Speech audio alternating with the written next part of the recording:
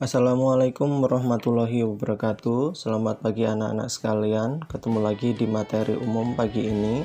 Pada pagi ini kita akan membahas tentang AKM atau Asesmen Ketuntasan Minimal, atau sebagai pengganti ujian nasional digantilah nama menjadi Asesmen Nasional atau AN.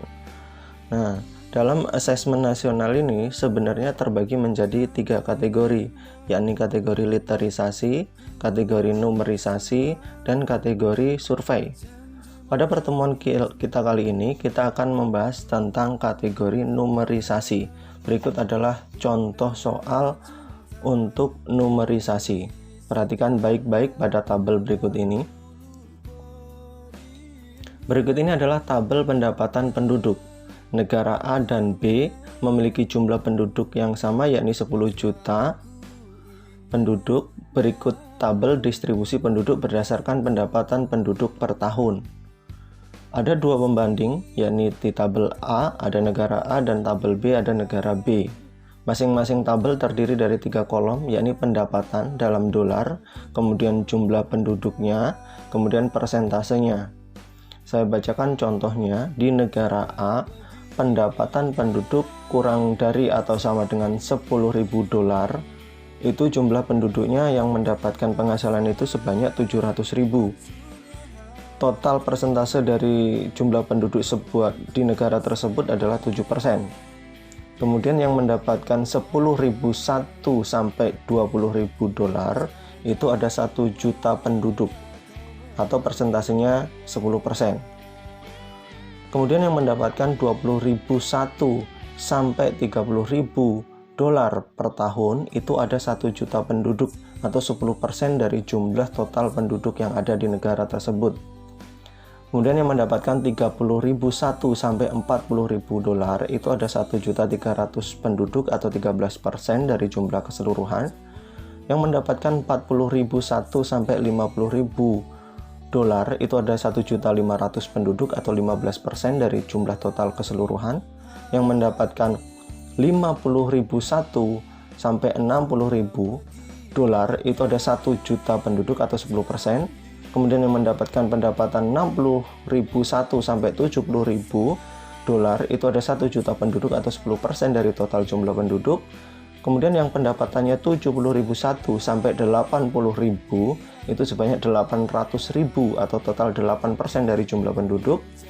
Kemudian yang pendapatan per tahunnya 80.001 sampai 90.000 itu sebanyak 700.000 penduduk, atau 7%.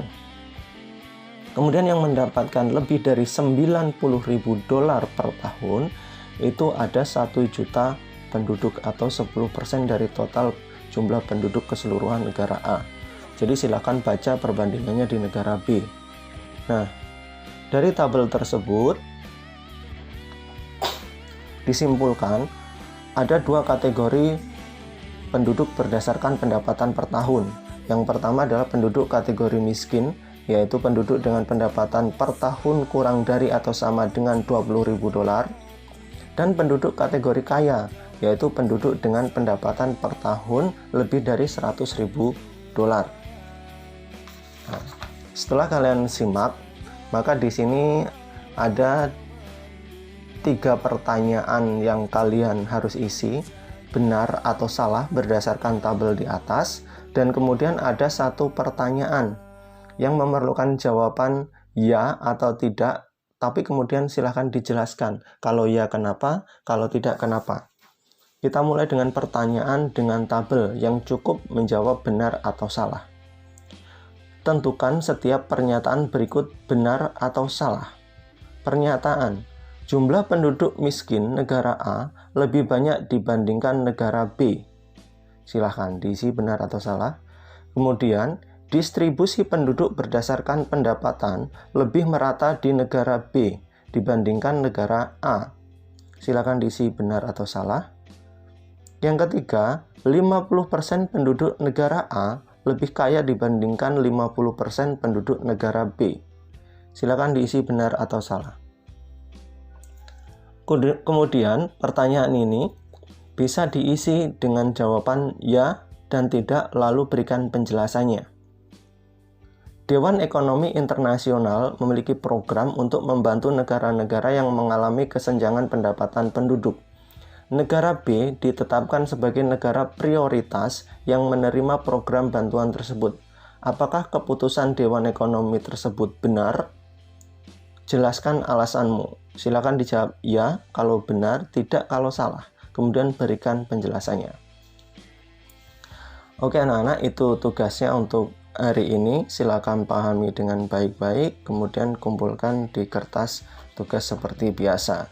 Jangan lupa selalu menjaga 3M, mencuci tangan, memakai masker, dan menjaga jarak. Terus hindari kerumunan. Itu saja materi hari ini. Terima kasih atas perhatiannya. Saya akhiri. Wassalamualaikum warahmatullahi wabarakatuh.